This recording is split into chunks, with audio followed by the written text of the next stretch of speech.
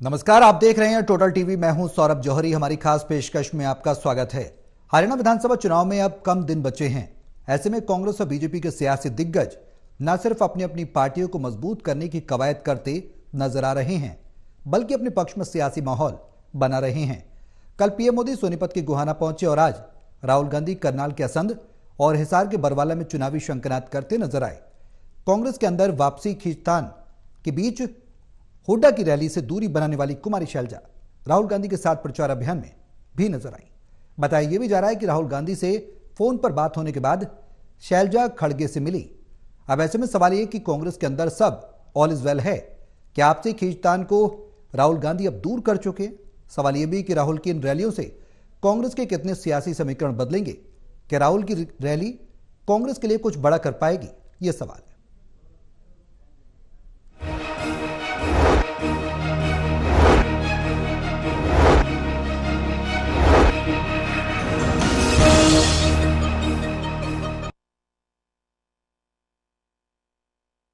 मोदी उसके बाद राहुल गांधी हरियाणा का सियासी रण सजा रहे कांग्रेस के लिए। ये तमाम सवाल हैं जिनके जवाब तलाशने की कोशिश करेंगे। हमारे सहयोगी हमारे साथ मौजूद हैं। हिसार से associate editor doctor Mahesh Kumar, Panipat से एसोसिएट एडिटर देवेंद्र कथुरी और वरिष्ठ पत्रकार वीरेंद्र सोनी जी हमारे साथ चर्चा में रहेंगे। आप सभी के साथ मैं चर्चा को आगे बढ़ाऊं, लेकिन उससे पहले एक रिपोर्ट दिखाते हैं। रिपोर्ट के जरिए सियासी समीकरण को समझिए, फिर करेंगे चर्चा की शुरुआत।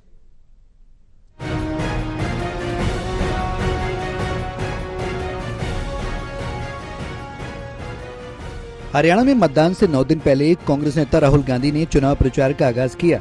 उन्होंने असंध विधानसभा क्षेत्र में अपनी पहली रैली की। टिकट बंटवारे के बाद पार्टी में बड़ी नाराजगी के बीच ये पहला मौका था जब कुमारी शैलजा और भूपेंद्र हुड्डा एक मंच पर नजर आए। दोनों नेताओं के बीच में प्रदेश अध्यक्ष उदय भान और राहुल गांधी बैठे रहे। करीब 1 घंटे तक चले कार्यक्रम में शैलजा और हुड्डा मंच पर मौजूद नेताओं से अलग अलग बात करते दिखे। उम्मीदवारों के साथ फोटो सेशन में दोनों राहुल गांधी के अगल बगल नजर आए। अपने भाषण में दोनों नेताओं ने एक दूसरे का नाम लिया, मगर मंच पर उन्होंने बातचीत नहीं की। असम में राहुल गांधी ने कहा कि बीजेपी सरकार में युवाओं को नौकरी नहीं मिली, बिजनेस करना भी मुश्किल है। जातीय जनगणना की मांग दोहराते हुए उन्होंने कहा कि आरएसएस और बीजेपी ने देश की सभी संस्थाओं में अपने लोगों को बैठा रखा है। ओबीसी, एससी और आदिवासी की अनदेखी की गई। ये सच जातीय जनगणना से सामने आएगा। सारी की सारी संस्थाओं को आरएसएस के लोगों के हवाले कर दी है। पूरा कंट्रोल नागपुर का है। उसमें हिंदुस्तान के 90% लोगों के लिए कोई जगह नहीं है। आप देख लीजिए, आप लिस्ट निकालिए, जिन जिन लोगों को आरएसएस ने हिंदुस्तान की संस्थाओं में डाला है, लिस्ट निकालिए। चाहते हो मैं दे दूंगा आपको। उसमें ना आपको एक ओबीसी मिलेगा, ना आपको एक दलित मिलेगा, ना आपको आदिवासी मिलेगा। वहीं इस दौरान हरियाणा के पूर्व मुख्यमंत्री भूपेंद्र हुड्डा ने कहा कि राहुल गांधी ने जब भारत जोड़ो यात्रा की, उसके बाद एक नई ऊर्जा उन्होंने पैदा की। उसका नतीजा है कि अब हर व्यक्ति कांग्रेस की ओर देख रहा है। लोगों ने 10 साल कांग्रेस की सरकार देखी, इनकी भी देखी, लेकिन आज हरियाणा को इन्होंने बर्बाद कर दिया। ऐसी सरकार का तिरस्कार करना है। राहुल जी, जब से आपने भारत जोड़ो यात्रा इस जीटी रोड से गई थी और हरियाणा में सब जगह गई थी, एक नया जोश यहाँ के कार्यकर्ताओं में आपने भरा है। और स्वयं आप देख रहे हैं कि लोग आज केवल हरियाणा में चुनाव हो रहे हैं, केवल कांग्रेस की ओर देख रहे हैं। क्योंकि कांग्रेस 10 साल कांग्रेस की सरकार थी, 10 साल इनकी सरकार थी। लोगों ने तौल के देख लिया। इस सरकार ने हरियाणा को पछाड़ने का काम किया है। बातें बड़ी बड़ी करते हैं। कल प्रधानमंत्री जी भी आए थे गोहाना में, कहा कि हरियाणा सरकार 24 फसलों का एमएसपी दे रही है। अरे 24 तो फसल ही नहीं होती हरियाणा में। जिन फसल कभी हुई नहीं हरियाणा में, उनकी भी गिरावट कर रहे हैं। तो ऐसी बात है, सिर्फ घोषणा कर रहे हैं, करते नहीं। एमएसपी की बात करते हैं। वहीं बरवाला में जनसभा को संबोधित करते हुए राहुल गांधी ने कहा कि अग्निवीर स्कीम लाकर जवानों से पेंशन और शहीद का दर्जा छीना गया। राम मंदिर बनाया लेकिन आदिवासियों को नहीं घुसने देते। मोदी जी का चेहरा देखा है, पहले 56 इंच की छाती हुआ करती थी, अब कहते हैं नॉन बायोलॉजिकल हूँ। मेरा भगवान से सीधा रिश्ता है। घबरा गए हैं, तभी उल्टी सीधी बातें बोल रहे हैं। मोदी जी का आपने चेहरा देखा आजकल? देखा है? पहले 56 इंच की छाती हुआ करती थी,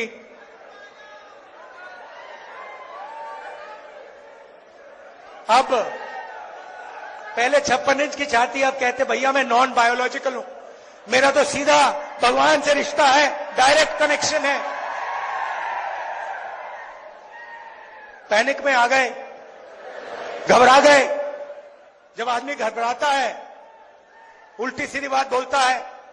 हिंदुस्तान के प्रधानमंत्री सबको कह रहे हैं कि भैया आप लोग बायोलॉजिकल, पूरा Hindustan biological, Narendra Modi non biological. आप लोग एक दूसरे से बात करो, नरेंद्र मोदी सीधे भगवान से बात करेंगे। मुख्यमंत्री नायब सैनी ने राहुल गांधी के हरियाणा दौरे पर अपनी प्रतिक्रिया देते हुए कहा कि हरियाणा को बर्बादी और भ्रष्टाचार की दलदल में फंसाने की शुरुआत हो गई है।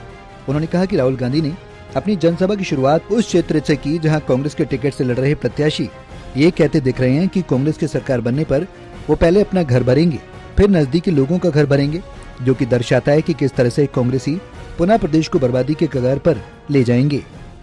देखिए, दुर्भाग्यपूर्ण है, राहुल गांधी ने जिस स्थान को चुना है वहाँ से जो कांग्रेस के प्रत्याशी हैं असंध से, जहाँ से वो अपने चुनाव की शुरुआत करने जा रहे हैं, उसने पिछले दिनों अभी इस प्रकार की बात कही है कि हमारी सरकार आ रही है, पहले तो मैं अपना घर भरूंगा, फिर मैं अपने नज़दीक के लोगों का घर भरूंगा, जनता भाड़ में जाए।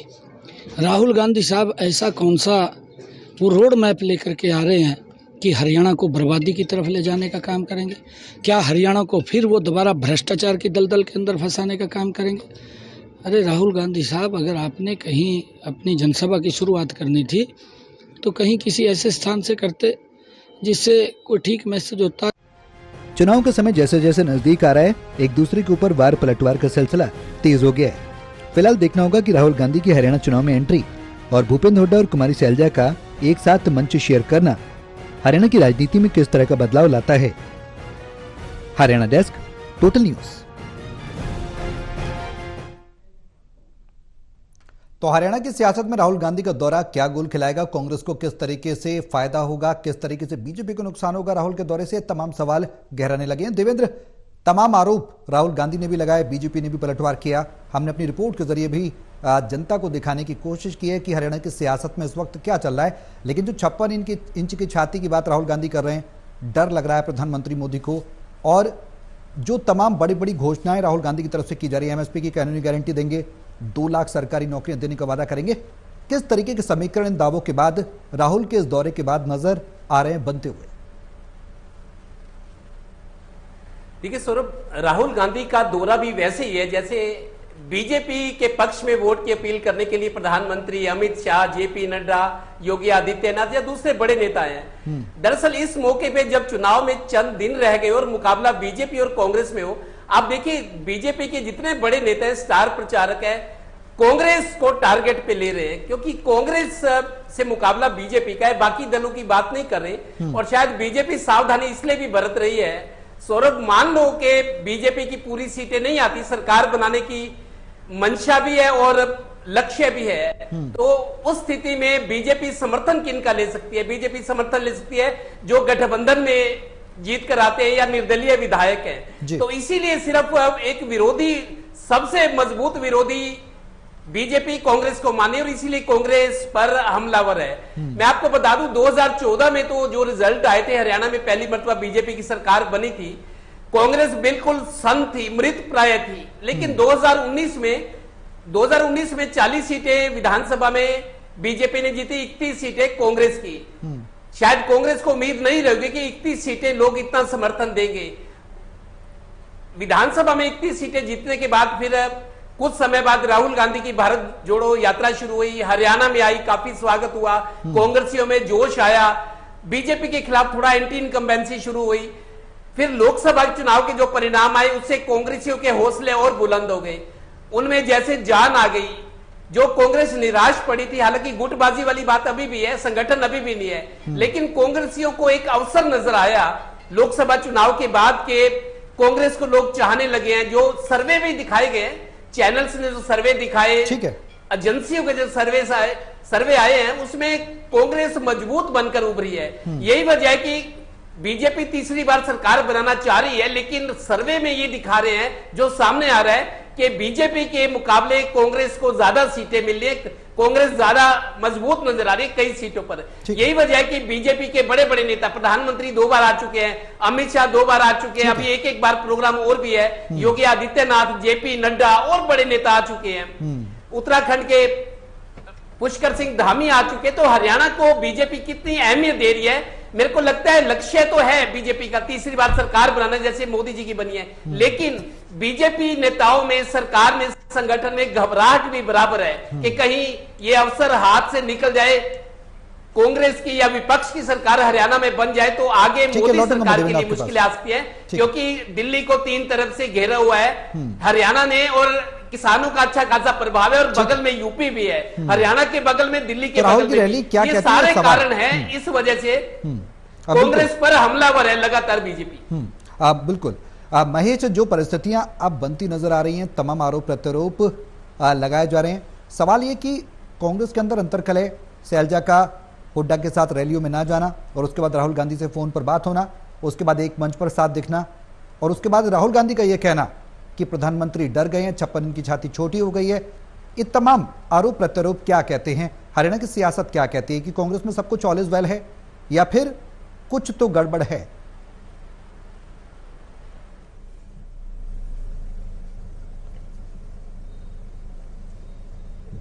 देखिए, साफ तौर से कांग्रेस पार्टी में बहुत कुछ गड़बड़ अभी तक नजर आ रहा है। कुमारी शैलजा बरवाला रैली में राहुल गांधी के साथ नहीं थी, भूपेंद्र सिंह हुड्डा थे, हिसार के सांसद थे, तमाम जो हिसार जिले से संबंधित जो कांग्रेस पार्टी के उम्मीदवार थे उन्हें मंच पर जगह दी गई थी, लेकिन इस मंच पर अगर कोई खास चेहरा नहीं था तो कुमारी शैलजा का चेहरा नहीं था, यानी कुमारी शैलजा उस मंच पर साझेदार नहीं बनी जहां पर राहुल गांधी वोटों की अपील करने पहुंचे थे। तो all is well Congress party में है, ये तो नहीं है। दूसरी बात मैं यहां पर उठाना चाहूंगा, तमाम वो चीजें जो हमारे न्यूज पैकेज में आ चुकी है, मेरे सहयोगी जो जानकारी दे रहे हैं, उससे इतर कुछ अलग महत्वपूर्ण जो विषय है वो तमाम दर्शकों के संज्ञान में लाना चाहता हूं। दरअसल राहुल गांधी यहां पर क्या कर रहे हैं? राहुल गांधी ये कह रहे हैं कि जितना पैसा मोदी सरकार ने अडानी और अंबानी को दिया है, मैं उतना ही पैसा गरीबों को दूंगा, हर हाल में दूंगा। हरियाणा में हमारी सरकार आएगी तो हम 2000 रुपए हर एक महिला के खाते में डालने का काम करेंगे, और केंद्र में भी सरकार हम लाने जा रहे हैं। ये एक महत्वपूर्ण जो विषय है राहुल गांधी ने उठाया कि यहां पर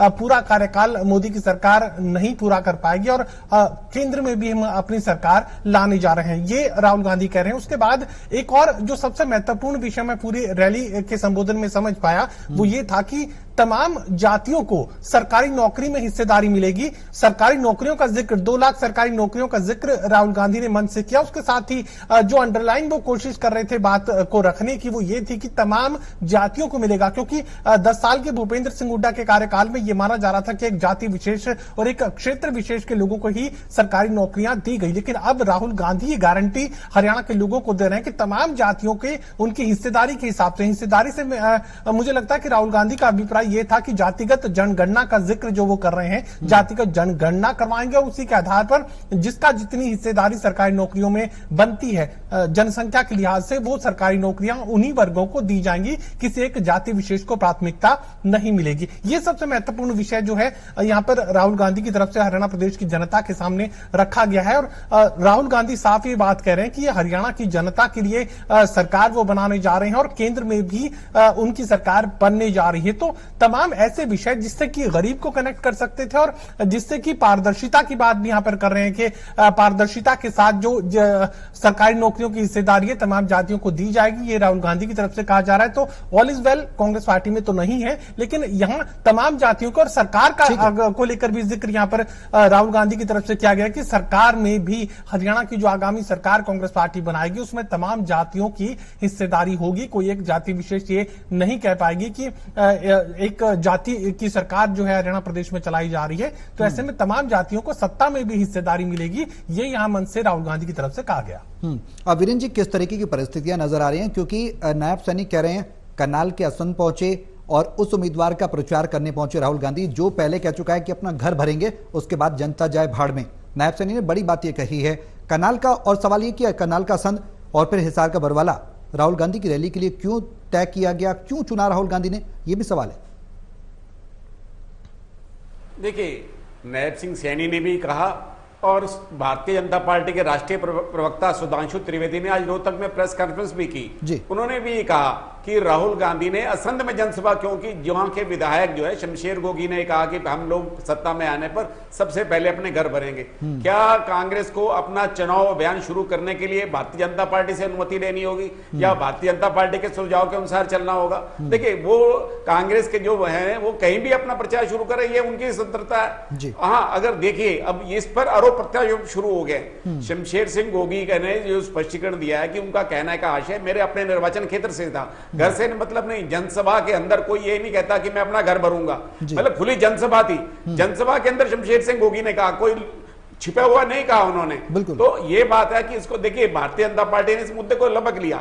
अब शमशेर सिंह गोगी कह रहे हैं कि मेरी संपत्ति की भी जांच करा लो और नैब सिंह सैनी की संपत्ति की जांच करा लो। वो एक केबल ऑपरेटर से स्टोन क्रशर तक कैसे मालिक बन गए? तो मतलब इस तरह का आरोप प्रत्यारोप शुरू हो गया। तो देखिए, भारतीय जनता पार्टी को एक मुद्दा मिला, लेकिन भारतीय जनता पार्टी को यह नहीं पता था कि इस मुद्दे से उसको भी नुकसान होगा।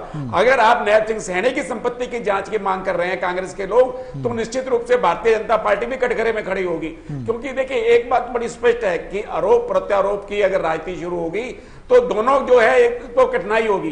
तो इस तरह का एक राजनीतिक माहौल भी खराब होगा। ये कांग्रेस की स्वतंत्रता है कि वो कहां से अपना चुनाव अभियान शुरू करे। और देखिए, कुमारी शैलजा का कल से ही कार्यक्रम निश्चित आ गया था कि जिसमें उनका बरवाला का कार्यक्रम शामिल नहीं था। तो इसलिए अब देखिए, गोहाना के अंदर मनोहर लाल जी नहीं थे। ये सब नेता का अपना अपना प्रवास रहता है, अपना अपने कार्यक्रम की व्यवस्था रहती है। रणदीप सुरजेवाला तो संध में भी नहीं थे। तो इस तरह हर नेता का अपना कार्यक्रम है। और देखिए, मनोहर लाल जी कल जो है नारायणगढ़ के अंदर थे, तो मोदी जी जो है गोहाना में रैली कर रहे थे और इससे नितिन गडकरी कुरुक्षेत्र में रैली कर रहे थे। तो भारतीय जनता पार्टी के नेताओं की अपनी ड्यूटी लगी हुई है। वहां जो राजस्थान के मुख्यमंत्री हैं भजल शर्मा, आज वो पानीपत में आ रहे हैं, समालका में जनसभा कर रहे हैं। राजस्थान के उप मुख्यमंत्री दिव्या कुमारी आ रही है। तो देखिए, सभी नेताओं के कार्यक्रम बने हुए हैं।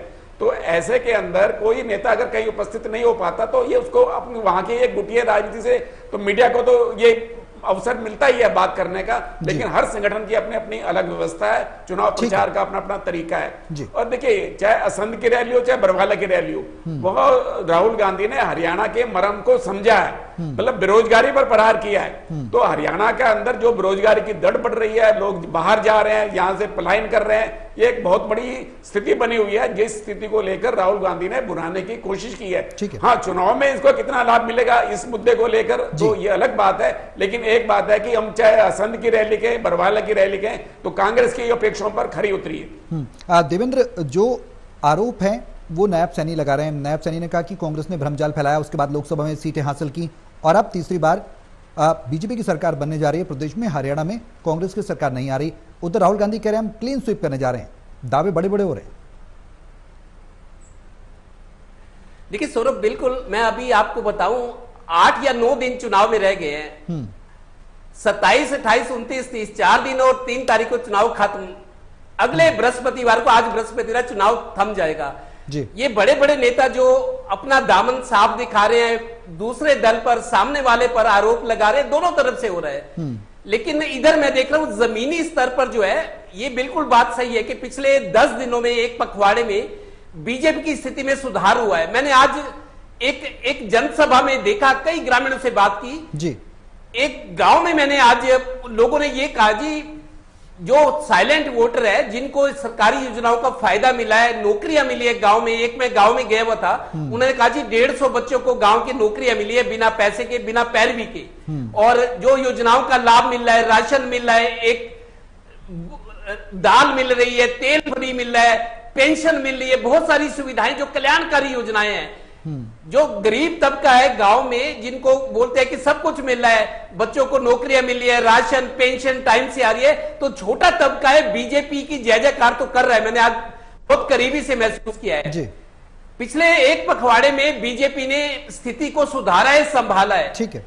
और मेरे को लगता है कांग्रेस की जो बढ़त बन रही थी, अब वो उस बढ़त पर रोक लगी है। और चूंकि अभी 8-9 दिन का चुनाव रह गया है, बीजेपी की सीटें कुछ बढ़ रही हैं, लेकिन अभी भी मैं मानता हूं, जहां जैसे गांव में है, एक वर्ग विशेष है, किसान है या बेरोजगार युवा है, पहलवान है, उनका रवैया अभी भी ये है कि सरकार को बदलना है, बीजेपी के खिलाफ उनके है, कांग्रेस का पक्ष ले रहे हैं। अब तो सियासी समीकरण किस तरीके के बनेंगे हुई है। बिल्कुल बिल्कुल, अब सियासी समीकरण किस तरीके के बनेंगे देखना बेहद दिलचस्प होगा। समय थोड़ा कम है, इसलिए मुझे आप सभी को रोकना पड़ेगा यहाँ पर। बहुत शुक्रिया आप सभी का हमारे साथ इस चर्चा में शामिल होने के लिए। हरियाणा में अब कांग्रेस की ओर से राहुल गांधी ने हुंकार भरी है। प्रधानमंत्री मोदी लगातार एक के बाद एक मैराथन रैली कर रहे हैं। जेपी नड्डा पहुंच रहे हैं, अमित शाह पहुंच रहे हैं। अब सवाल है कि हरियाणा की जनता भरोसा किस पर जताएगी, लेकिन आरोप प्रत्यारोप के बीच कहीं ना कहीं हरियाणा की सियासत जरूर गरमाई हुई है। मेरे साथ इस खास पेशकश में अभी के लिए बस इतना ही। नमस्कार।